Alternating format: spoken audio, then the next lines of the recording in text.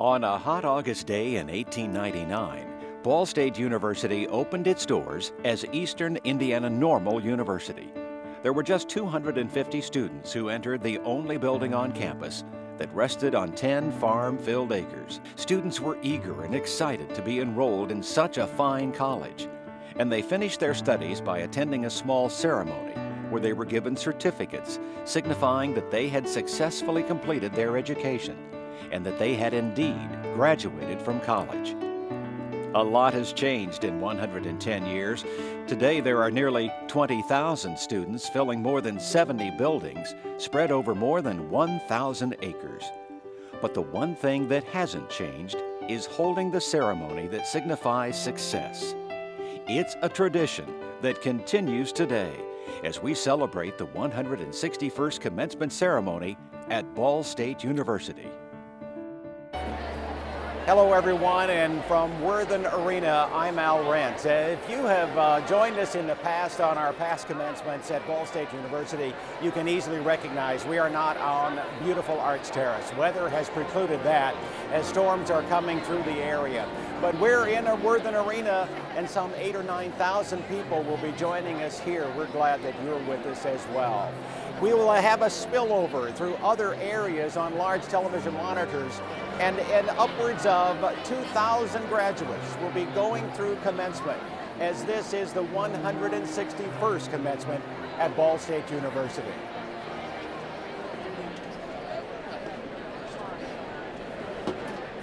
And Worthen Arena continues to fill as we are just moments away from the procession. Because we have moved indoors and because storms are in the area, the ceremony is rearranged somewhat as the banners leading the faculty and our platform party will be the only group that marches into the arena. Typically the graduates would come in, but because we're indoors, that had to be we had to seat the graduates ahead of time, and the arena is filling up. All the graduates are on the main floor of the arena floor. Well-wishers, family members are seated well above. What a great day. It'd be terrific to be outdoors, but it's wonderful that we have this particular area to host. The ceremonial band begins playing an introduction of the faculty and the platform party.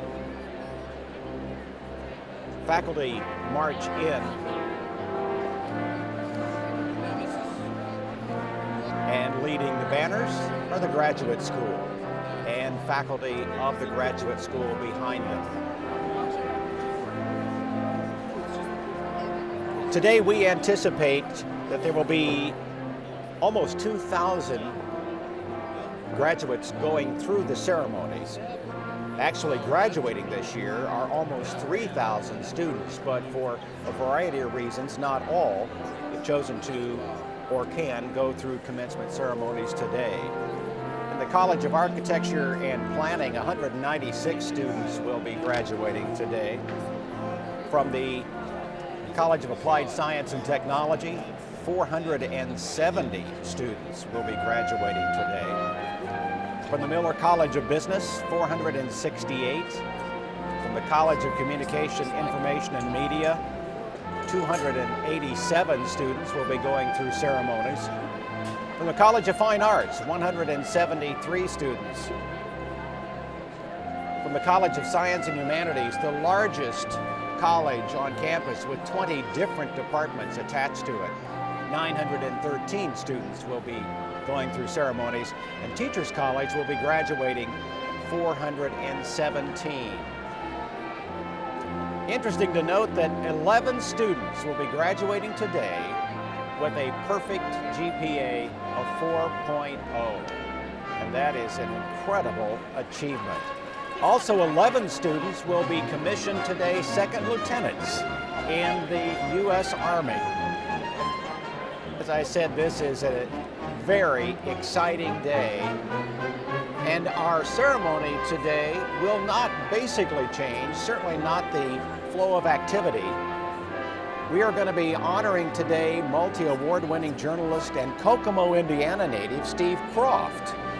He will be providing our commencement address, but he will also be receiving an honorary doctorate degree. Steve Kroft, of course, is with 60 Minutes. Kroft will receive that degree, Humane Letters. He joins two other distinguished honorees during our commencement. Kent C. Oz Nelson, Associate of U.S. Presidents, business titan, philanthropist, and unflagging friend of Ball State. He graduated from the university in 1959. He'll be honored with the President's Medal of Distinction. And Marilyn K. Glick, noted Indianapolis arts patron and friend of Ball State, will be presented with an honorary doctorate of arts degree during this ceremony today. And we are anxious to see them. The faculty, the banners representing their respective colleges have made it into the arena. Continuing to come in are the remaining faculty members, as you can see at the bottom of your screen, as they continue to be seated. Now, Honors College graduates wear something a little different. They wear red and white honors cords. Those graduating with academic honors will wear medallions signifying their honors designations. Students graduating with an academic honors degree must have earned at least 63 credits at Ball State and a total of at least 126 credits, including transfer credits. The Ball State grade point average, they must have a 3.6 to 3.79 to graduate cum laude, 3.8 to 3.89 for magna cum laude, and 3.9 to 4.0 for summa cum laude. And as I said, 11 students achieved that 4.0 designation. We are also graduating a number of students with associate degrees with academic distinction, and a student earns an associate's degree who maintain at least a 3.6 grade point average and earns at least 32 graded credits from Ball State, and they'll have that distinction of academic distinction. The crowd is all now standing as our colors will be presented by the Ball State ROTC Honor Color Guard.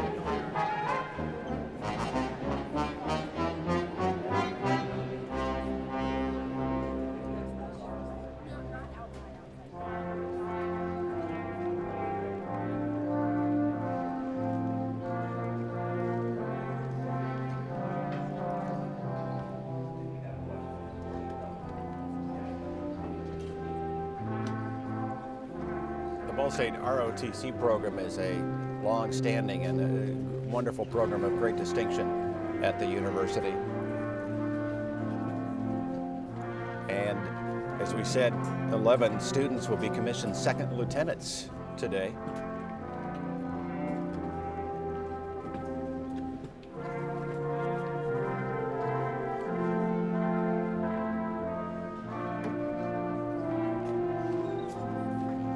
Entering the arena, the platform party is coming into view.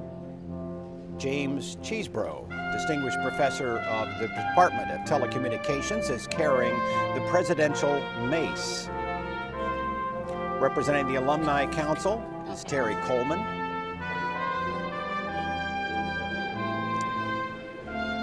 And I should say that carrying the banners coming into the arena today, Christopher Aries from the Graduate School,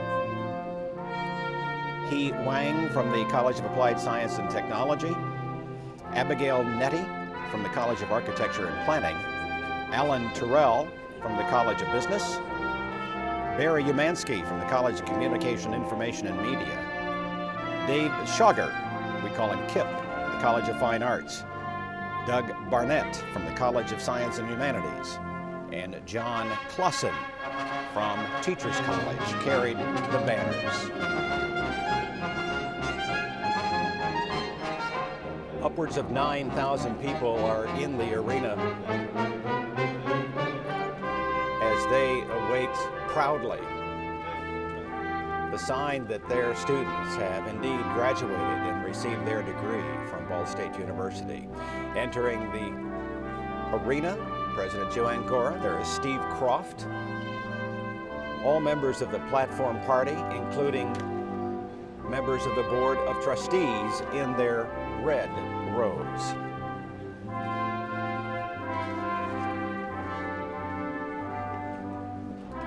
The next order of business will certainly be the singing of the national anthem, and Jessica Berkey, who is a Doctor of Arts candidate in the School of Music, will be singing both the national anthem and our Ball State alma mater. Officiating at our ceremony today, as always, is the Provost, an associate, or Vice President, I should say, of Academic Affairs, Dr. Terry King, as he now takes the podium.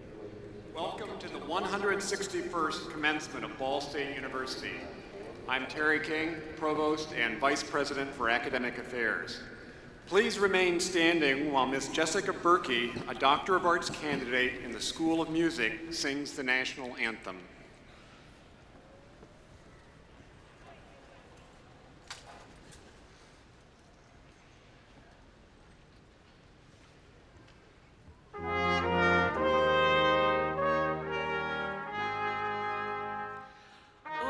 Say, can you see by the dawn's early light what so proudly we hailed at the twilight's last gleaming, whose broad stripes and bright stars through the perilous fight o'er the ramparts we watched were so gallantly streaming, and the rocket's red glare, the bombs bursting in air, gave proof through the night that our flag was still there.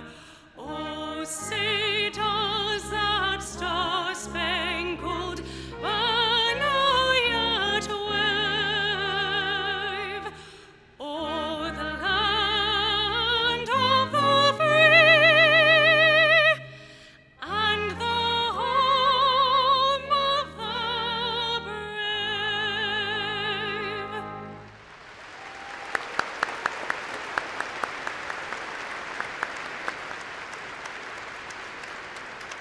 Would you please be seated?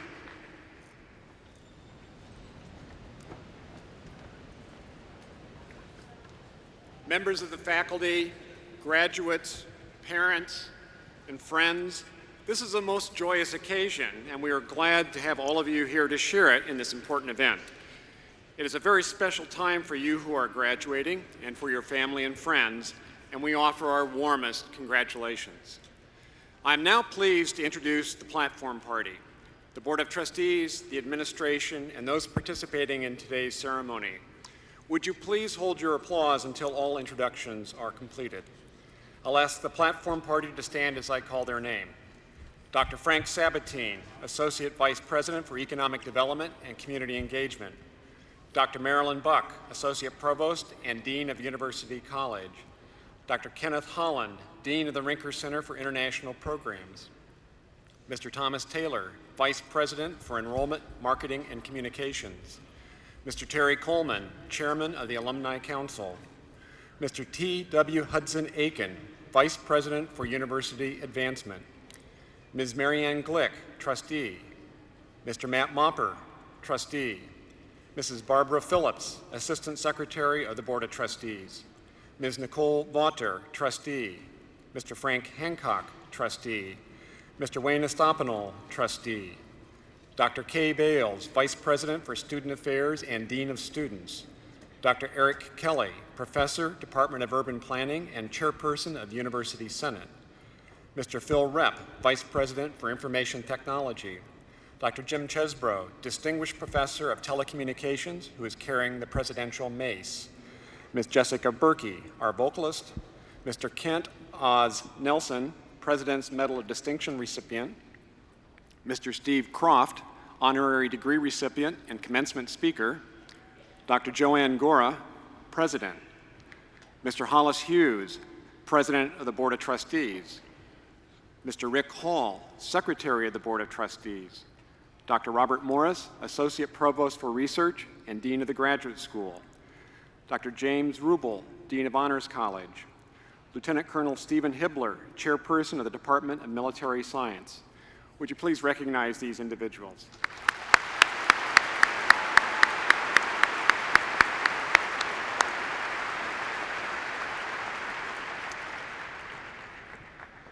At this time, we would also like to introduce the college deans and their associates who are seated among the graduates from their colleges.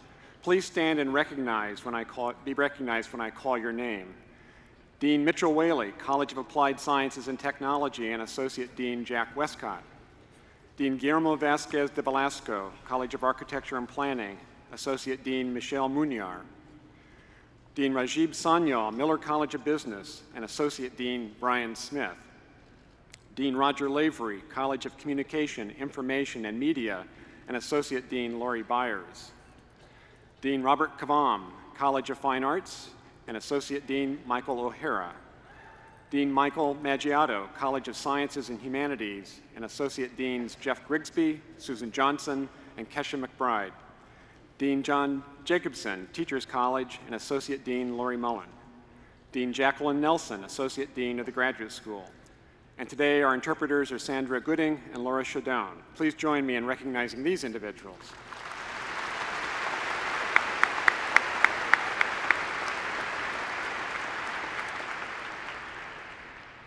Now I'm pleased to present President Joanne Gora.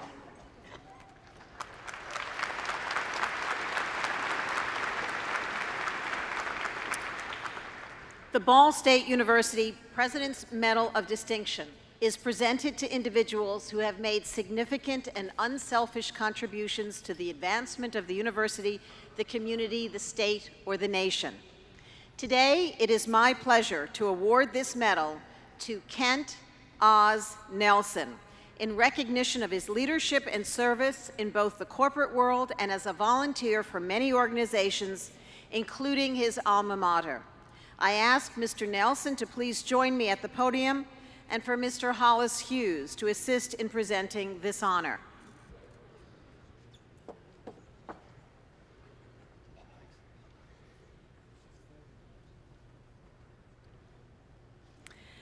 Oz Nelson, you graduated from Ball State in 1959 with a bachelor's degree in business administration. 2 days after your graduation, you began working at United Parcel Service as a customer service representative.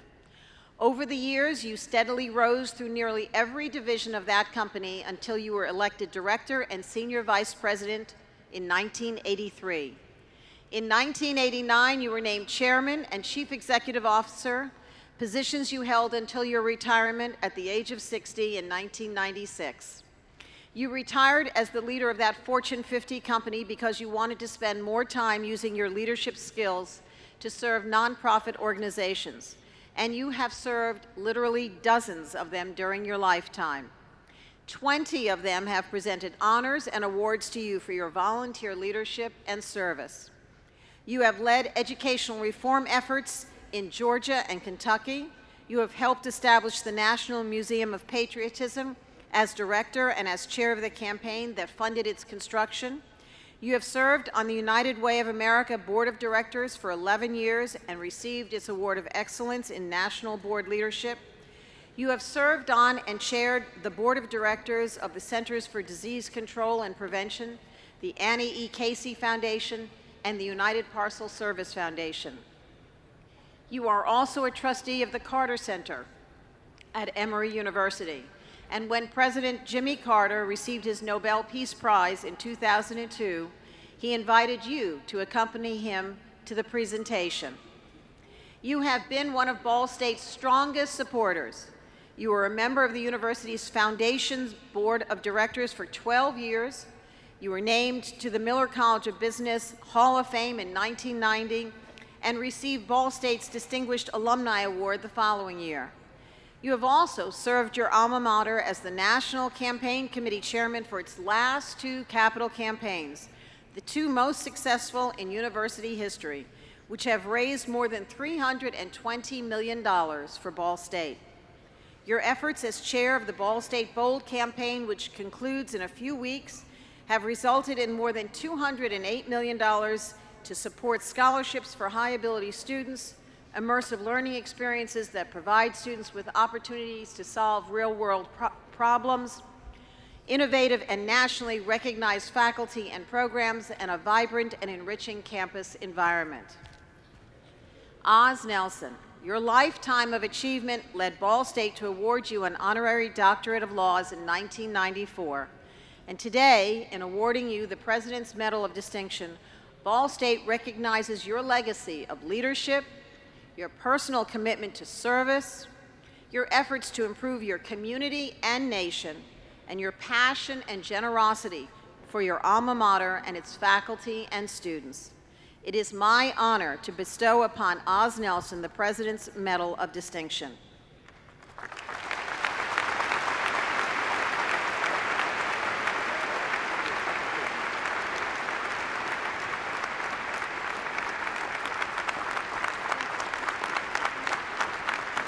Congratulations, Oz.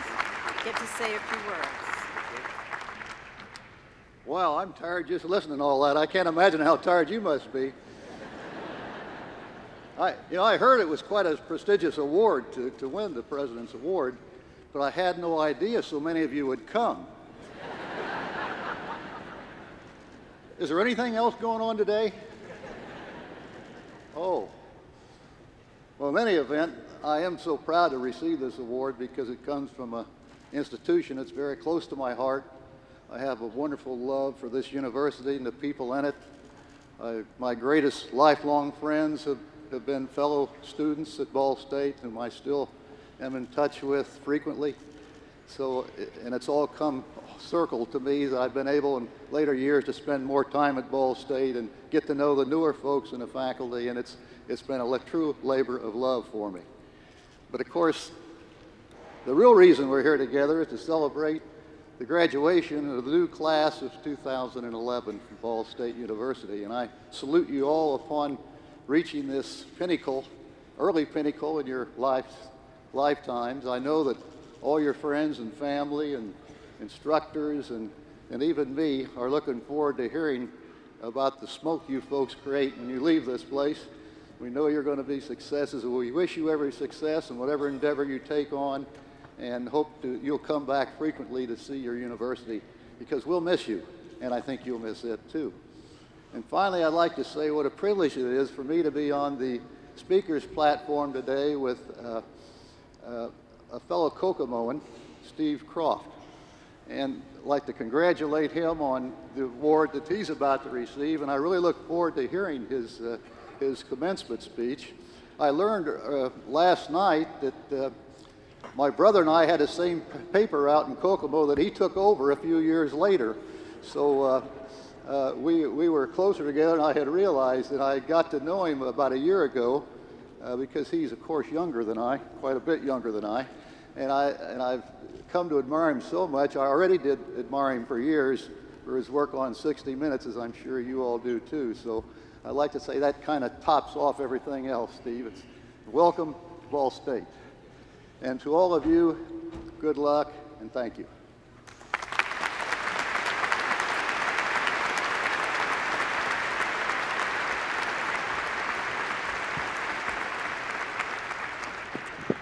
We will now proceed with the conferral of the honorary degrees. I ask Mr. Hughes, Mr. Hall, Provost King, and Dr. Morris to assist. Marilyn Glick is unable to be with us this morning, and so we will be presenting her honorary degree at our July commencement. Steve Kroft, would you please present yourself for the awarding of the honorary degree? Steve Kroft, you are an award-winning journalist who for the past 22 years has been a correspondent for the most successful broadcast journalism program in television history, CBS's 60 Minutes. You have traveled and reported from around the world for CBS for more than 3 decades, and as you have done so, you have often earned recognition for your insightful reporting. You are a native of Kokomo, Indiana, and graduated from Syracuse University in 1967.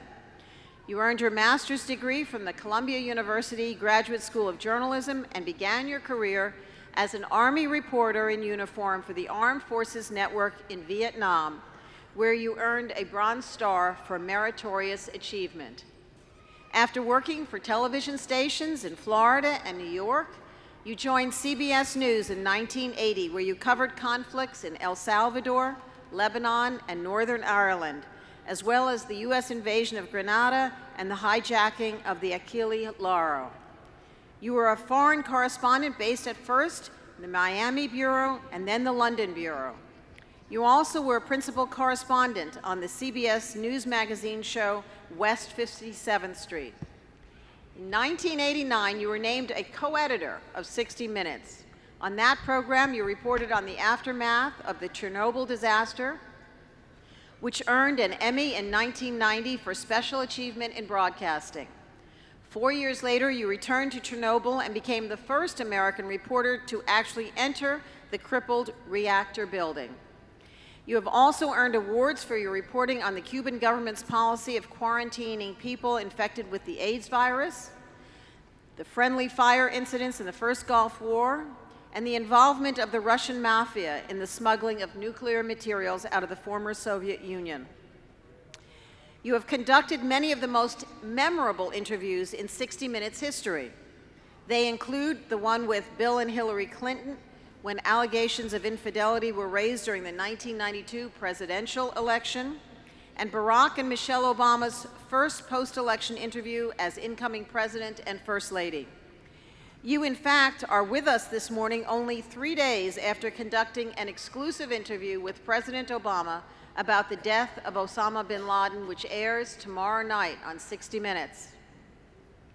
For your journalistic excellence, you have earned many honors, including 5 Peabody Awards and 10 Emmys, as well as the 2010 Paul White Award from the Radio, Television, and Digital News Association, the highest honor given by the industry's largest peer association. In honoring you today, Ball State recognizes your numerous contributions to journalism, your pursuit of truth and reporting complex global news, and your commitment to fulfilling the world's need for not just the headlines, but for the full context of news from around the globe. By the authority vested in me by the Board of Trustees of Ball State University, I hereby confer upon you, Steve Kroft, the degree of Doctor of Humane Letters, honoris causa, with the rights and privileges thereunto pertaining, and award you this diploma in testimony thereof, and present you the academic hood for this degree.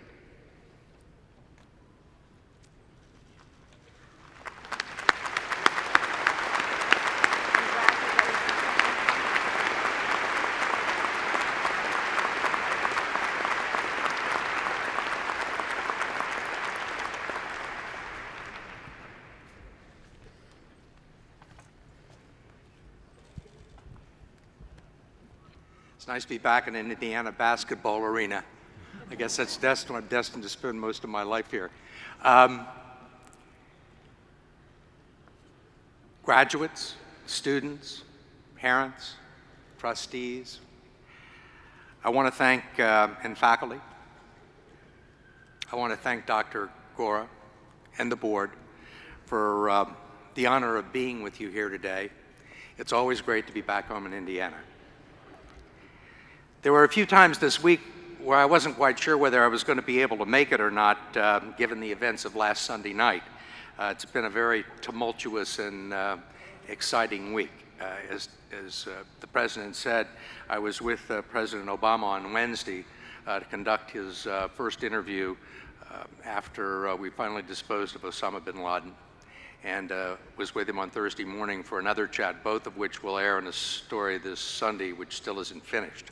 And I owe my presence here really to Wayne Estopinol and Leland Bourne, who were gracious enough to provide me with some very speedy transportation that allowed me to fill fulfill my very personal commitment to you all today, and also my professional commitment back in New York. As you know, I grew up in Indiana, spent 18 years of my life here, and a lot of things have changed in the nearly 50 years since I left, especially at this university. I was here when I was in high school to take a look around, and it's a much different place. The university has really changed.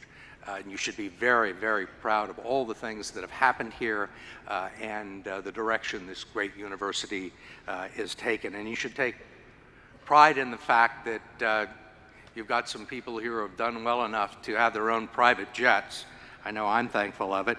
And not just the ones in Indiana, but also that other guy at CBS in New York that's got the name, his name on all these buildings. What is it? Dr. Letterman. I'm touched to think that anybody believes that I'm wise enough or successful enough to offer you advice on this very momentous occasion. And I'll try and pass on a few things to you that I wish I had known when I was sitting out there where you are today. My parents and former teachers would certainly be surprised that I'm standing here receiving an honorary doctorate given the difficulty I had just getting a bachelor's degree. Needless to say, I was neither the valedictorian or the salutatorian of my graduating class. My name did appear on several lists in the dean's office, but they were not on the dean's list that my parents were hoping for. I mention that purely as a source of inspiration for the underachievers amongst you and as a source of encouragement for your parents. And the first lesson I offer you is that life is full of second chances. It's full of third and fourth chances. And if you have enough money and a good publicity agent, you can get a fifth or sixth chance. I think Charlie Sheen's already been through those.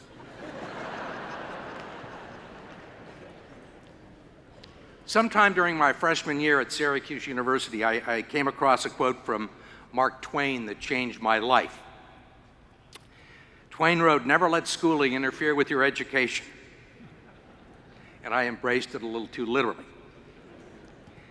I spent most of my time in college hanging out at the campus newspaper and the campus radio station, not because I had any idea at that time that that's what I wanted to do with my life.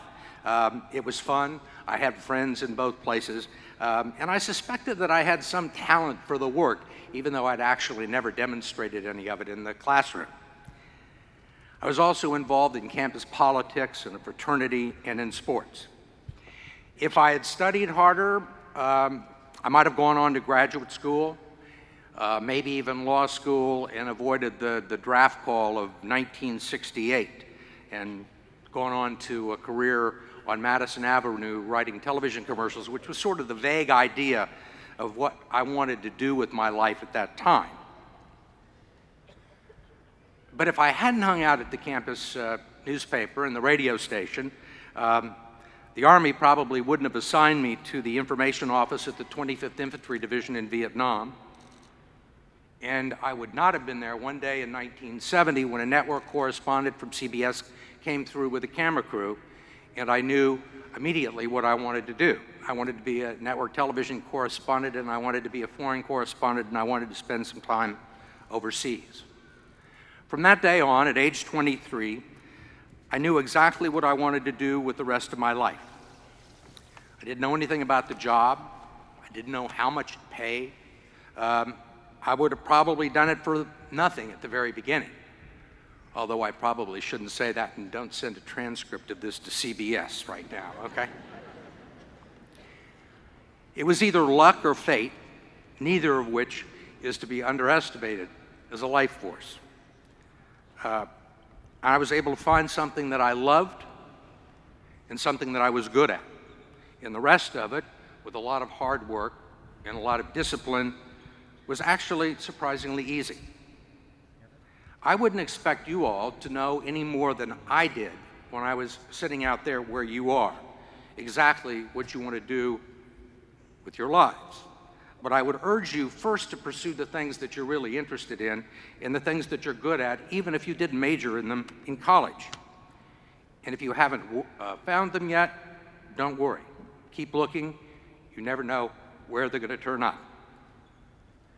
You may wonder what you've learned here.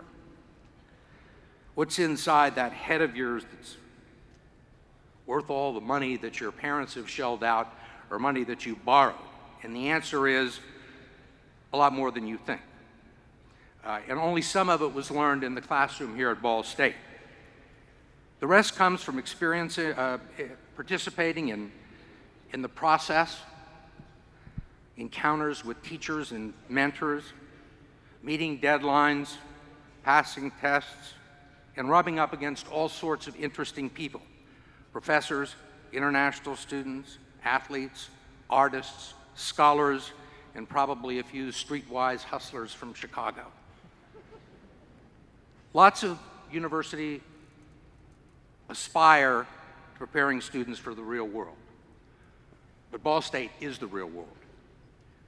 And you'll find yourself better prepared than most when you enter it. After you get that first job, nobody's going to be looking at your grades. Nobody's going to be paying attention to your transcripts. They're going to be looking at you.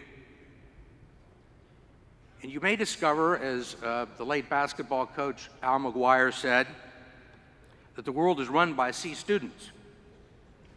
And the good news is that a lot of them went to Ball State.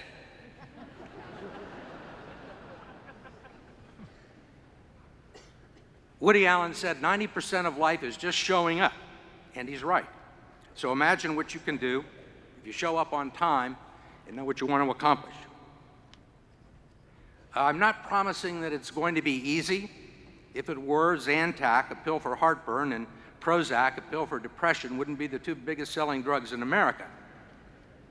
And your generation is going to face its share of problems. I realize right now how difficult it is for you to go out and find a good job. Don't get discouraged. Just be persistent.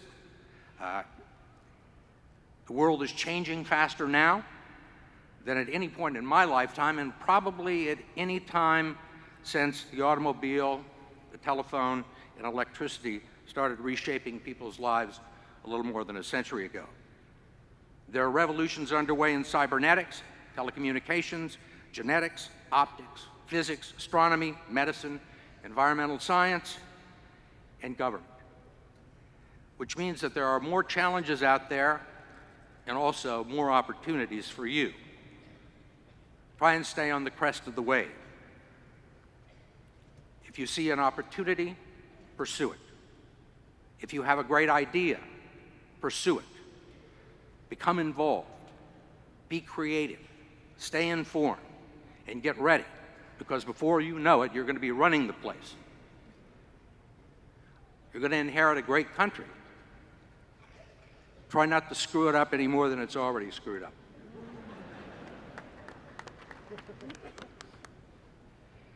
If you see something that's wrong, don't be afraid to try and fix it. Demand choices and solutions from politicians and public servants, responsibility from your corporations, and hold the news media to a much higher standard than they're being held today. You're responsible for the quality of the information you're going to receive. It's very important that you receive the best.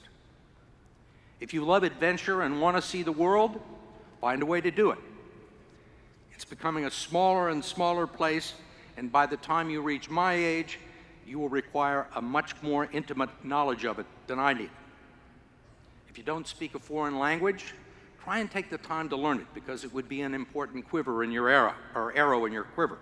And in an ever more complex and competitive workplace, it will become a distinct advantage. Your schooling for many of you is over, but your education is just beginning. John Cleese, the actor, writer, and comedian, once told me, and he happens to be an Oxford graduate who also has written a number of serious books about psychology. He said, you know, when I was 20 years old and looked at people who were 30 and 40, I thought, you know, they've really got their act together. They really understand what's going on. Then I got to be 30 and 40 and realized that most people my age were still clueless. What people had at 30 and 40 that they didn't have in 20 was that they had their act down. They knew how to behave like adults, to be polite and feign interest, and to know when to talk and when to listen, and to remain calm in the face of adversity, even though disaster might be right around the corner. I don't want to leave you with the impression that the act is the most important thing, but it's more important than you probably think. And the rest of you, the person that you talk to in the mirror every morning, will change imperceptibly. You'll get smarter, mostly from your mistakes. One morning, you'll wake up and look in the mirror and realize that the current crisis at the plant or the office or the boardroom or the school and the motivations and behavior of the people behind that situation are perfectly analogous to something that happened to you in 6th grade. That is life. The people who are the most popular and successful in high school and college will not necessarily be the happiest people 20 years from now. I know that from going to a few high school reunions. And your 20th will be upon you before you know it. By now, I'm sure you realize that each year goes quicker than the one before. And I must tell you that the process not only continues, but escalates geometrically with each passing year. My 4 years at college seemed to last longer than the 10 years of my 30s, and my 50s flew by faster than my 1st grade. It's one of life's dirty tricks. So, my last piece of advice to you is enjoy these days while they still last a long time. And I would tell you to reproduce, not necessarily tonight,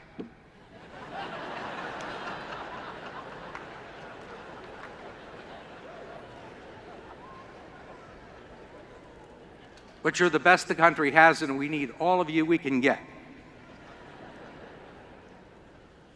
Congratulations. You're ready. Have a great summer.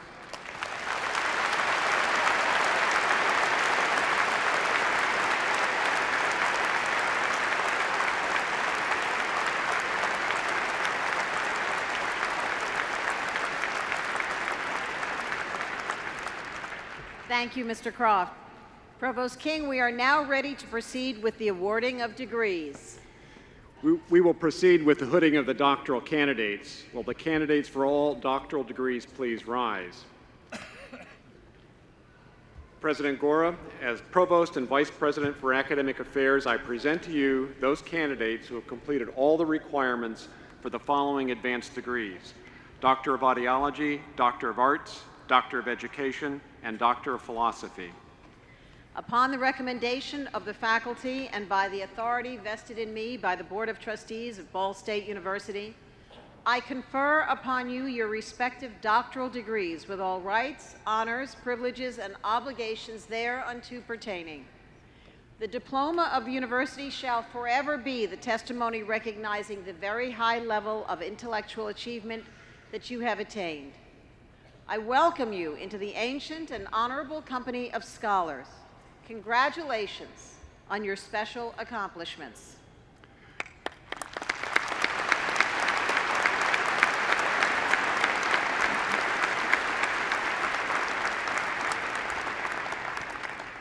The candidates for the doctoral degrees will now proceed to the platform to cross as their names are called by Dr. Morris and be invested with symbols of their degrees. Dr. Jacqueline Nelson, Associate Dean of the Graduate School and Adjunct Professor of History, will lead the doctoral candidates to the platform.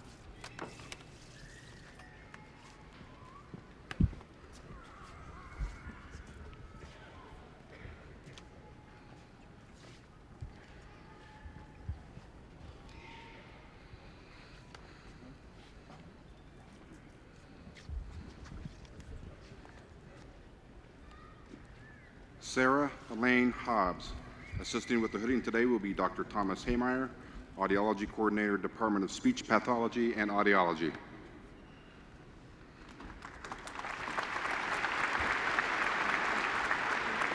Holly Tegater Williams. Assisting with the hooding today will be Dr. Thomas Haymeyer, Audiology Coordinator, Department of Speech Pathology and Audiology.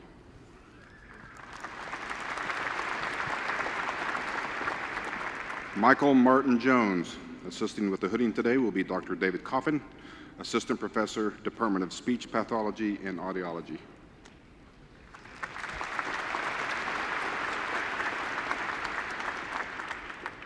Heather Lynn White.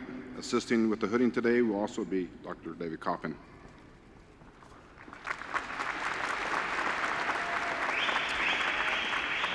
Jessica Adair Berkey. Assisting with the hooding today will be Dr. Mei Zhang, Professor, School of Music.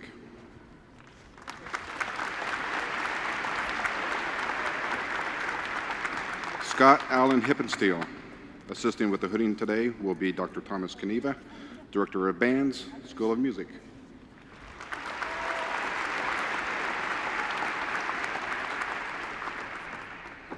Yuka Nakayama.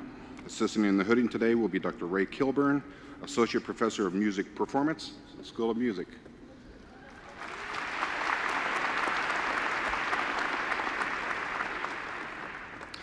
Elizabeth Abigail Robinson.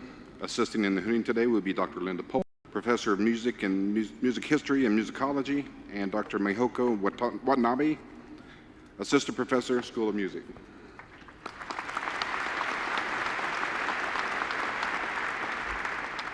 Russell Thorngate. Assisting with the hooding today will be Dr. Linda Poley.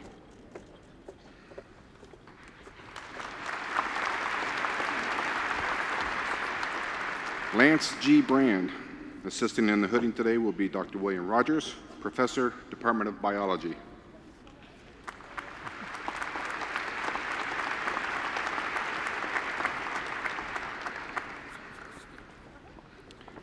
Darylyn Erica Jones. Assisting in the hooding will be Dr. Michelle Gluwaki-Duka, Assistant Professor, Department of Educational Studies.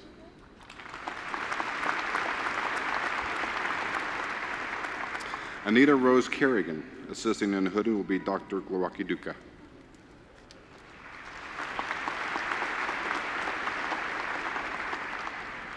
Sandra K. Nolat. Assisting in the hooding will be Dr. Gluwaki-Duka.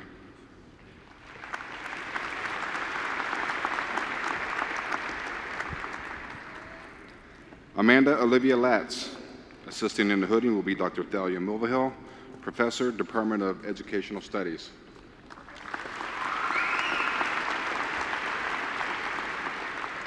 Cheng Su Lee. Assisting in the hooding will be Dr. Joseph Armstrong, Assistant Professor, Department of Education Studies.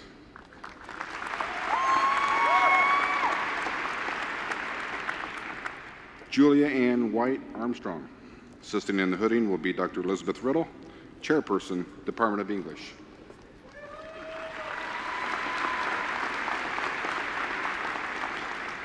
Sarah Ann Grushka. Assisting in the hooding will be Dr. Paul Spengler, Associate Professor, Department of Counseling Psychology and Guidance Services.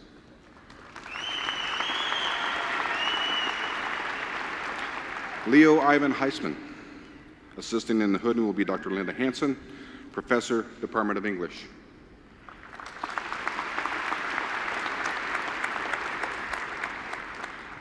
Danero May Nair Weber. Assisting in the hooding will be Dr. Linda Hansen, Professor, Department of English.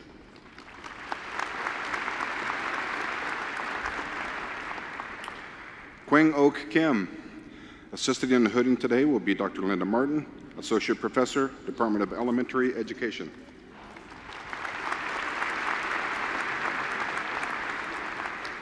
Megan Sarah Knoll. Assistant in the hooding today will be Dr. Patricia Clark, Associate Professor, Department of Elementary Education.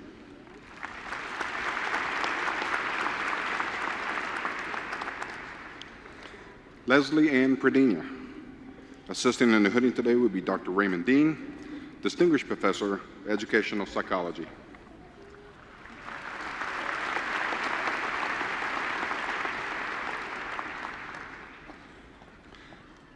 Sarah Brooke Smith-Robbins. Assisting with the hooding today will be Dr. Raylene Peterson, Associate Professor, Department of English.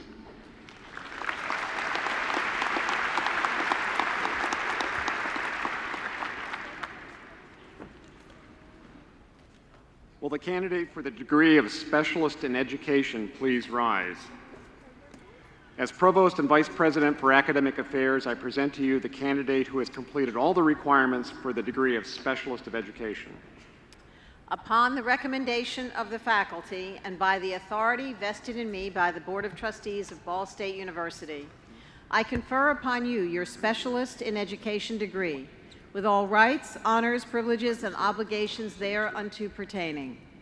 The diploma of the university shall forever be the testimony recognizing the very high level of academic accomplishment that you have attained. I welcome you into the ancient and honorable company of scholars.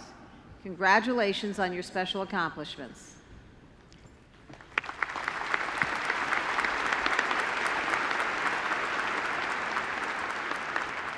The candidate for the degree of Specialist in Education will now proceed to the platform to cross and be invested with symbols of the degree.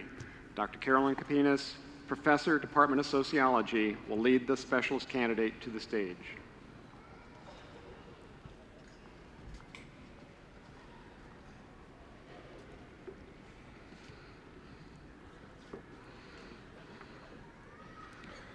Trudy Marie Hedrick. Assisting with the hooding will be Dr. William Sharp, Professor, Department of Educational Leadership.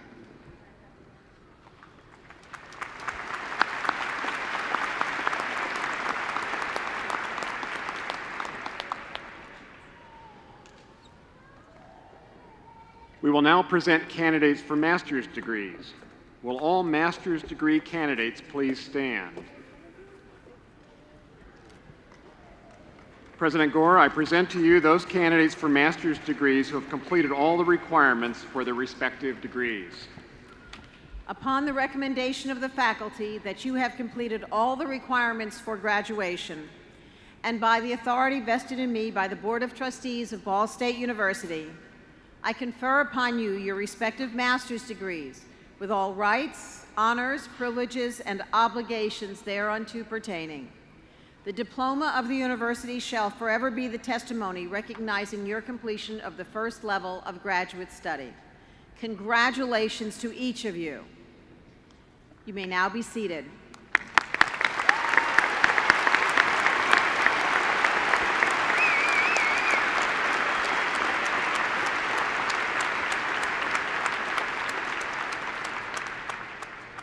Dr. James Rubel, Dean of the Honors College, will announce the honors recognitions.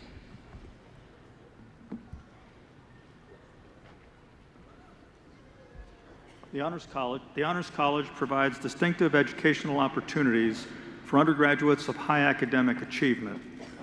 In addition to their major and minor concentrations, students in the Honors College must complete the Honors Core curriculum consisting of 6 courses in the liberal arts and sciences and 2 additional honors colloquia that focus on critical analysis of issues in areas of faculty expertise. Each student must also complete a senior capstone thesis or creative project and maintain a cumulative GPA of 3.33 or higher. Those baccalaureate candidates who are graduating from the University Honors College are wearing the red and white honors cords. Will you please stand and be recognized?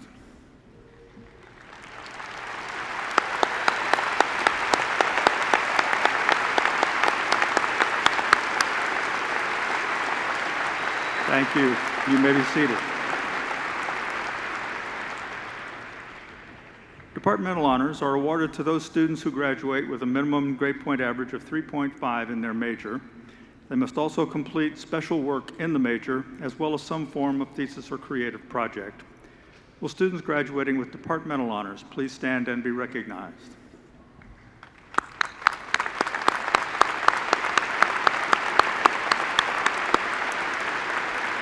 You may be seated. Academic honors in writing are based upon a review of a portfolio of course-related writing that demonstrates sustained excellence in writing throughout the student's undergraduate years. In addition, the committee reviews an essay written on a common topic of general interest. Will those students please stand and be recognized?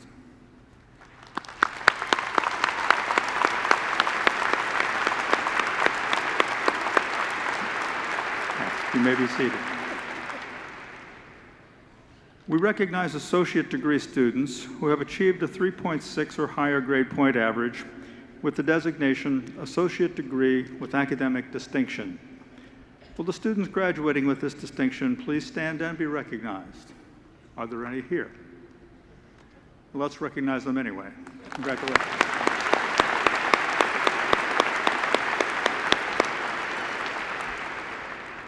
Students with outstanding scholastic records graduate with academic honors. These students are wearing bronze, silver, or gold medallions on red ribbons. Students who have achieved scholastic averages between a 3.6 and 3.79 are wearing the bronze medallion and graduating cum laude. Will you please rise and be recognized?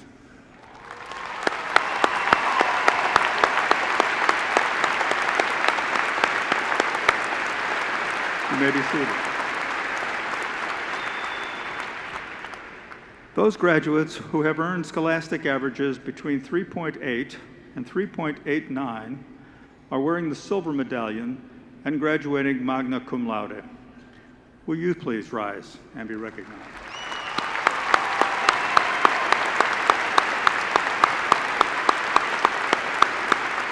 You may be seated. The highest scholastic honors given by the university go to those students whose scholastic averages are 3.9 or higher. These graduates are wearing the gold medallion and are graduating summa cum laude. Will you all please rise and be recognized?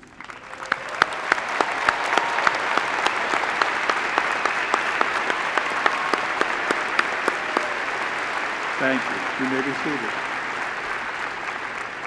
Congratulations to all of you who are graduating cum laude, magna cum laude, and summa cum laude for your superior academic achievement.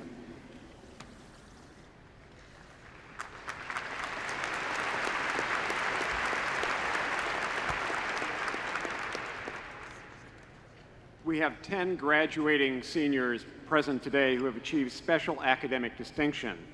I ask Mr. Hughes to come forward and the junior marshals to escort the following students to the platform: Abigail Irene Back, Elizabeth Ann Caudill, Laura Jane Kuhlman, Jeanette Elaine Leichner, Brian Christopher Nash, Abigail Nettie Schmull, Michelle Nicole Thomas, Stephanie Thomas, Nathan Benjamin Trapezzano, Angela Nicole Vargas.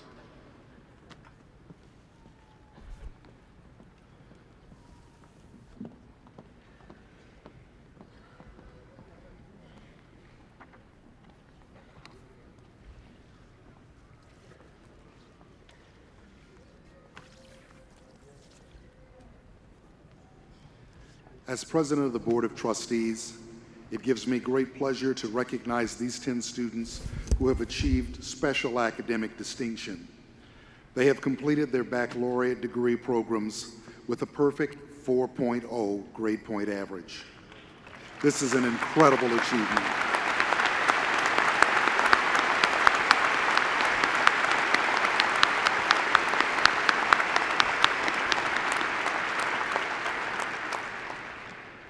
As I call your name, will you please come forward and receive your citation, recognizing your achievement? Abigail Irene Back.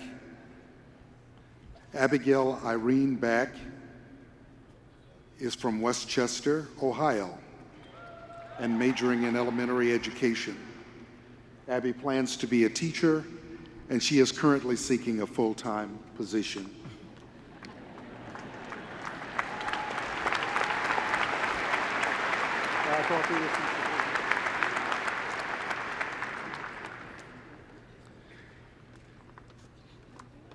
Elizabeth Ann Caudill. Elizabeth Ann Caudill is a native of Greentown, Indiana. After completing her bachelor's of music degree in piano, she's planning to pursue graduate studies in piano at Longley School of Music in Cambridge, Massachusetts.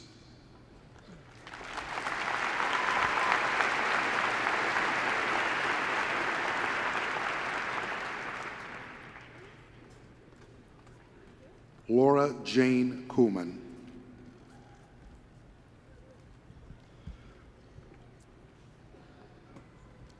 Laura Jane Kuhlman is from Yorktown, Indiana.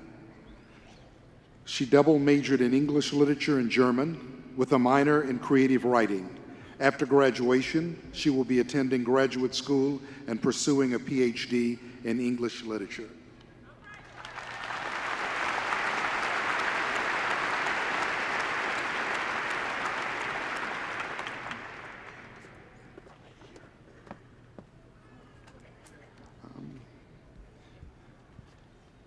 Jeanette Elaine Leckleitner.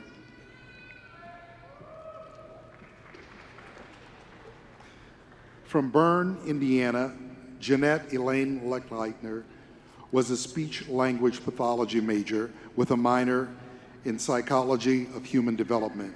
She will be attending a graduate school at Ball State and will be pursuing a master's degree in speech-language pathology.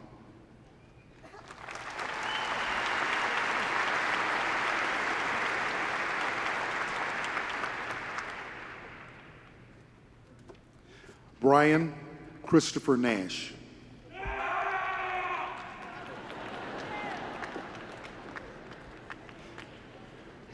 Brian Christopher Nash is from Fishers, Indiana, and majored in social studies education. After graduation, he plans to obtain a secondary social studies teacher position.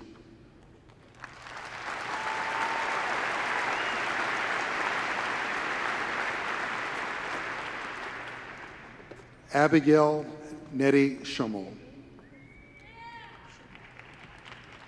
Abigail Nettie Schummel, a landscape architect major, is from Kokomo, Indiana. Abby's future includes plans to complete a master's degree in urban development planning at the University College London.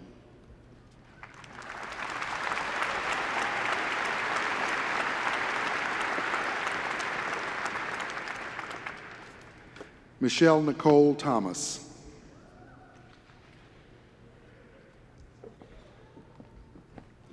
From Farmland, Indiana, Michelle Nicole Thomas majored in psychological science with a minor in interpersonal relations and psychology of human development. She will be starting a master's program at Ball State in the fall with a dual major in adult and community education and executive development for public service, with future plans of becoming an academic advisor.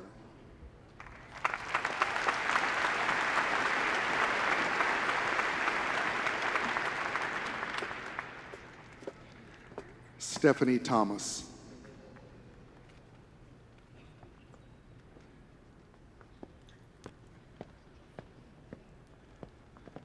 Stephanie Thomas grew up in Adelabsen, Germany, and graduated and is majoring in German and Japanese. In the fall, she will start graduate studies in Japanese literature at The Ohio State University, where she received a university fellowship.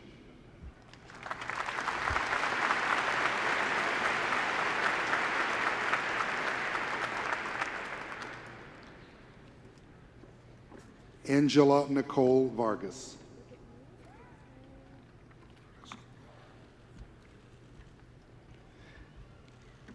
Angela Nicole Vargas is from Greendale, Wisconsin, and is graduating with a double major in psychology and Spanish. She will attend the master's program in applied behavioral analysis at Auburn University and will begin studies in the fall.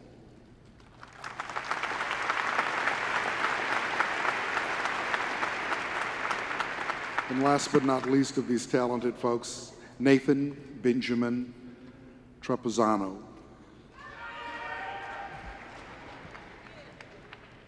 Nathan Benjamin Trapezzano is a native of Franklin Park, Pennsylvania, and majored in classic languages, Latin and Greek.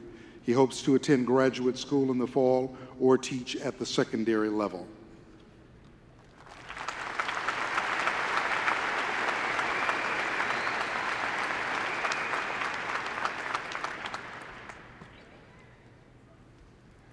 Thank you, Mr. Hughes.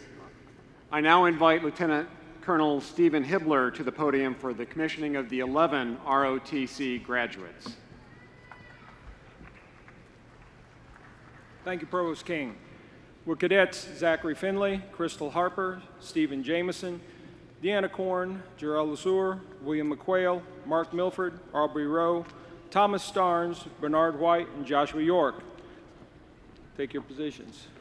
Once the oath is complete, they will be officers of the United States Army.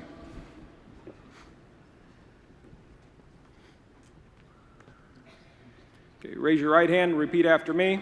I state your full name. Having been appointed an officer in the Army of the United States, as indicated above in the grade of second lieutenant, do solemnly swear or affirm that I will support and defend the Constitution of the United States against all enemies, foreign and domestic, that I will bear true faith and allegiance to the same, that I take this obligation freely, without any mental reservation or purpose of evasion,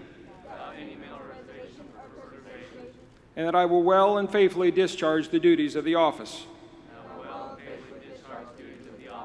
upon which I'm about to enter. So help me God. Congratulations, Lieutenants.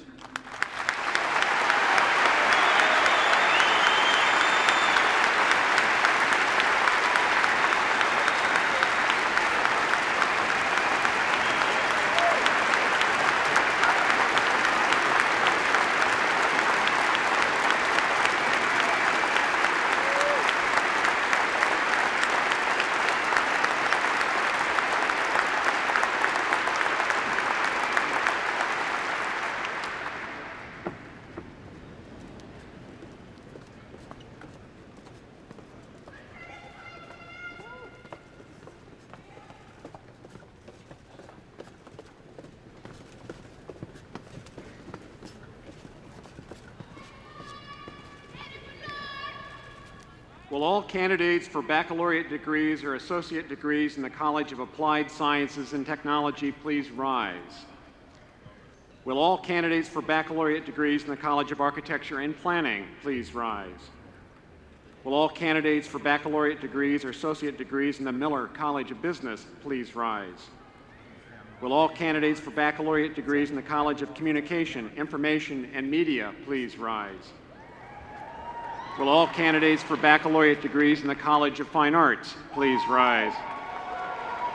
Will all candidates for baccalaureate degrees or associate degrees in the College of Sciences and Humanities please rise? Will all candidates for baccalaureate degrees in Teachers College please rise? President Gora, I am pleased to present to you those candidates who have completed all the requirements for their respective baccalaureate or associate degrees. Upon the recommendation of the faculty that you have completed all the requirements for graduation, and by the authority vested in me by the Board of Trustees of Ball State University, I confer upon you your respective bachelor's or associate's degrees, with all rights, honors, privileges, and obligations thereunto pertaining.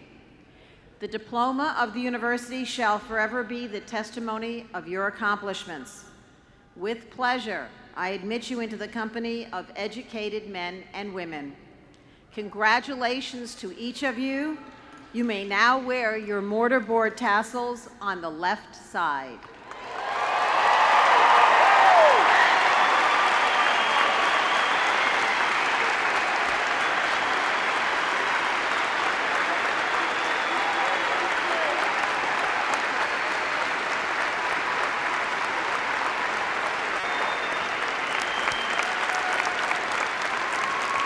Congratulations.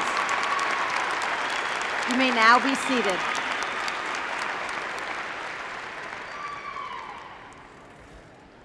Congratulations.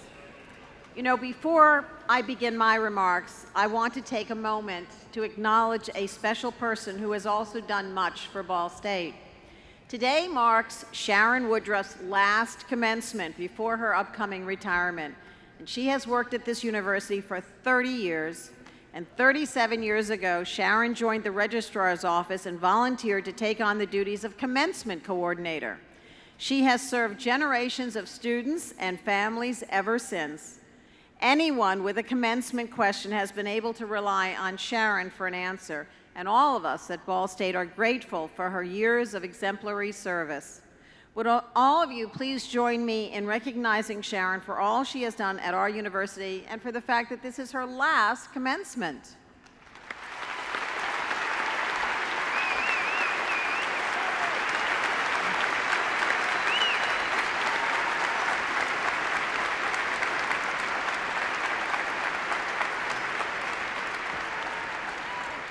I also want to thank Steve Kroft for his thought-provoking and insightful remarks this morning. We are grateful that you could be with us today, Steve, especially considering the hectic professional schedule that you have faced over the last few days. And we're all going to be listening to that 60 Minutes on Sunday.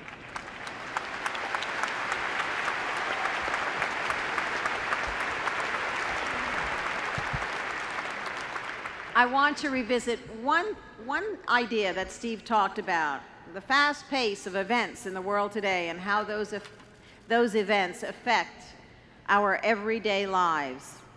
The events that led to Steve's White House interview with President Obama, which airs tomorrow night, provide ample evidence of the dizzying pace of change. After all, just 1 week ago, Osama bin Laden was still alive and his whereabouts were unknown to the public. Our 21st century world is indeed driven by rapid and constant change. Today is a day of celebration, but I know that as you graduate, many of you do so with some concerns about the future. The economic news is slightly better than it was a few months ago, but the forecasts are still guarded and the job market is daunting. That news is real, and so are your concerns, but I want to offer my perspective this morning. And it's very similar to Steve Kroft's. This is not the first time that job prospects have been challenging for a commencement graduating class, and you, like your predecessors at this university, will make your way through the challenges you face and emerge better and stronger for it. I have found that Ball State students overcome obstacles with a can-do attitude. One of the hallmarks of an education at this university is an innovative and entrepreneurial approach to solving problems. And that approach will serve you well in this economy and in this world of rapid change. In fact, thinking outside the box will continue to pay dividends throughout your working life. As a sociologist, I am well aware of the studies that show that you and others of your generation will change careers, not just jobs, but careers, 6 or 7 times in your lifetime. At least one of those careers will be in a profession that has not even been imagined yet. I firmly believe that a college education is the best possible preparation for a lifetime of careers, rather than the training for your first job that so many portray it to be. If you keep your entrepreneurial outlook and your quest for innovative solutions intact, you will come to view these junctures in your life as exciting opportunities instead of intimidating pressure points. I know that you will be successful at this because you have embraced that innovative and entrepreneurial approach as students. In many different ways, your class has made Ball State University a better place. Your accomplishments in and out of the classroom have fueled the continuing success of our Education Redefined strategic plan, the breathtaking completion of our Ball State Capital campaign, and the development of our Emerging Media initiative. We intend to make immersive learning experiences the cornerstone of our strategic plan, available to every undergraduate student, and nearly 8,200 students have conducted more than 500 projects all around Indiana and as far away as Venice and Hong Kong over the last 3 years. We simply could not have done this without your leadership and commitment to immersive learning. Your creativity and enthusiasm have not been limited to the classroom. They were evident when we welcomed the then presidential candidate Barack Obama to Ball State in 2008, and they have continued through your lively discussions with a series of thought-provoking experts who have come to campus since. including Carl Rove, Howard Dean, Megan McCain, Ted Koppel, Jesse Jackson, Robert F. Kennedy Jr., Thomas Friedman, Angela Ahrens, and of course, David Letterman's conversation with Biz Stone about social media last fall. Your creativity and enthusiasm were evident when so many of you stood on McKinley Avenue, a road that served as a model for the recently renovated and expanded Neely Avenue, to hear Dave speak as we dedicated the building in his name shortly after your arrival in 2007. You have been key to the expansion of our popular late-night program. You filled the newly renovated Schumann Stadium to capacity in 2008 to cheer on your football Cardinals as they completed an undefeated regular season. And you were there to welcome the women's basketball team back to Muncie in 2009 after the Cardinals not only made it into the NCAA tournament for the first time in women's basketball history, but also earned an upset victory over two-time defending national champion Tennessee in the first round. Together, we have watched as the experience of living on campus has been transformed through the openings of Park Hall, Doherty Complex, Kinghorn Hall, and the completely renovated Woodworth Commons and Pittenger Student Center. We saw the transformative effect that last August's opening of the Student Recreation and Wellness Center had on our campus. And we witnessed the tremendous growth of our Honors College and the opening of Ball Honors House. We watched in amazement the glass-blowing artistry displayed at the Marilyn K. Glick Center for Glass, and we saw construction begin and progress on Ball State's geothermal project, the largest of its kind in the country. Whether you realize it or not, you have been a crucial part of one of the most memorable periods in Ball State history. And as you graduate, you will continue to be very important to this university.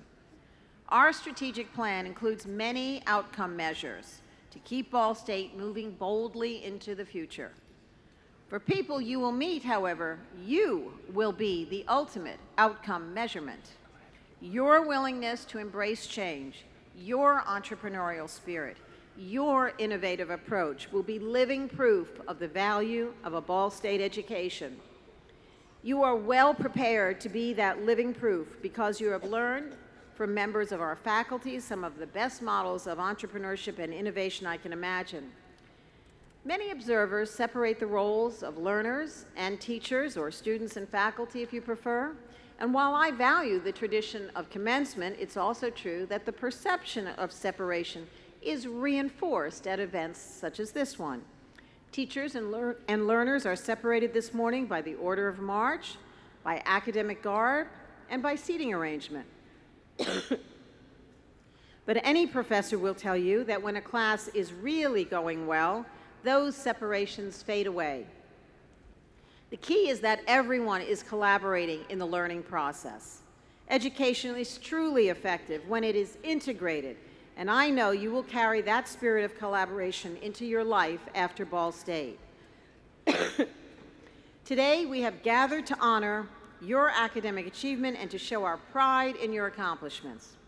We have symbolized your new status in the world of learning by granting you degrees. I now wish to recognize two other groups. Members of the graduating class, I present to you for recognition the faculty who today wear the academic regalia in a centuries-old tradition as a symbol of their commitment to learning and to the search for truth. Our society has charged them to create, preserve, and transmit the accumulated wisdom of mankind to each new generation. Your graduation reflects their excellent performance. Will the faculty please stand? And please, graduates, join me in indicating your gratitude.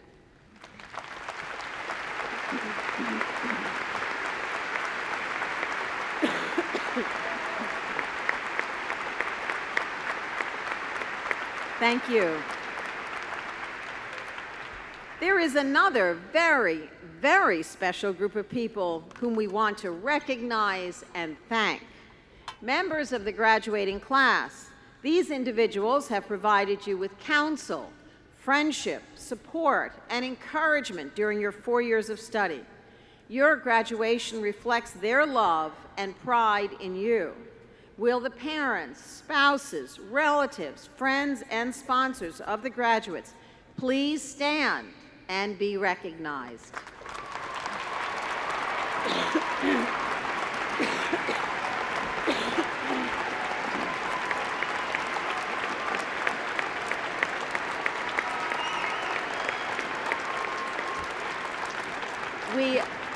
We are very pleased. We are very pleased to have all of you here today to share the joy of this occasion with those who are graduating.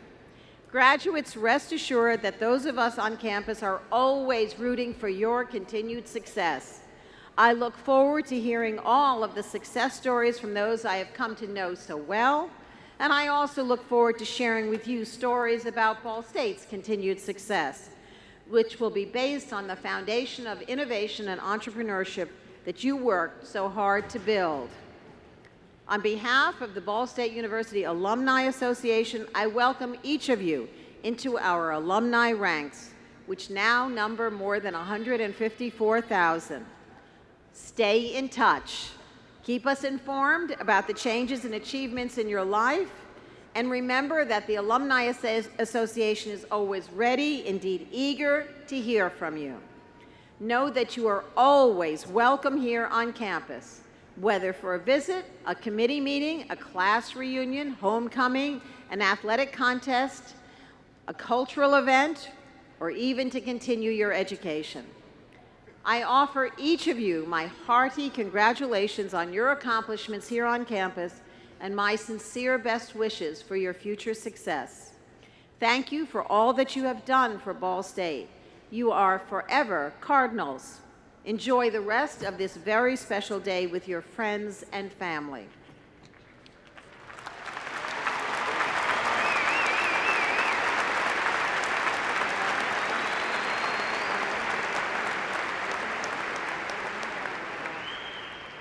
I hope you enjoy your time that you'll spend today with your friends, fellow graduates, and families. Again, congratulations on reaching this special day in your lives. I invite you to attend the college ceremonies, most of which, due to the rain, will begin 1 hour after this main ceremony. The locations are listed on the inside back cover of your program. Shuttles are available to transport the graduates and their families and friends to the college ceremonies at Emmons Auditorium. We ask that the families and friends of graduates proceed directly to the site of your graduates' college ceremony. Graduates, we ask you to remain seated until you are dismissed from the stage. Now, please rise and join Jessica Berkey in the singing of the Alma Mater. Please remain standing until the colors have passed, and then be seated until the platform party has recessed.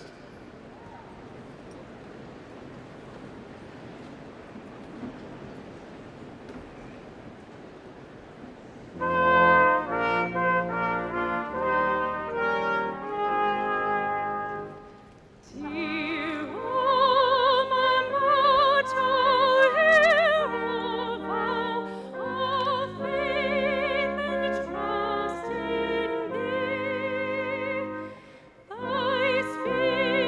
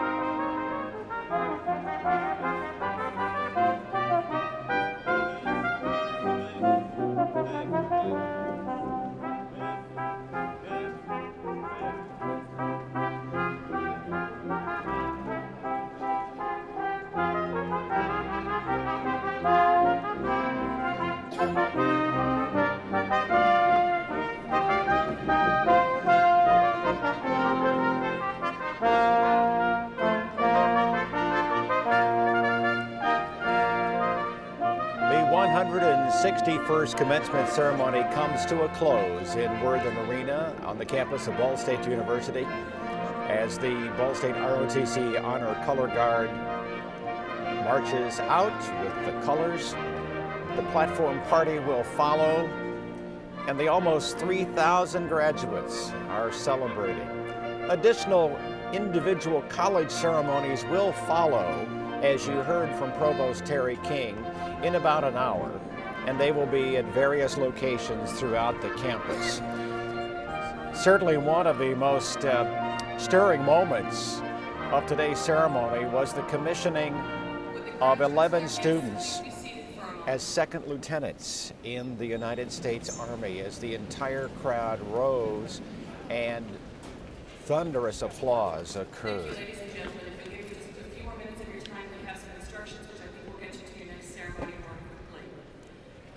Steve Kroft was given an honorary doctorate of laws degree from Ball State, the host of 60 Minutes, who interviewed presidents and international leaders, gave a wonderful commencement address, as did President Gora, and it is complete. Our ceremony is over for today, as 161 ceremonies have passed before us. Thank you for joining us. This is the 161st commencement at Ball State University. For those of you in the College of Applied Sciences and Technology, proceed to Gate 1 for your lineup. Thank you all and have a wonderful day.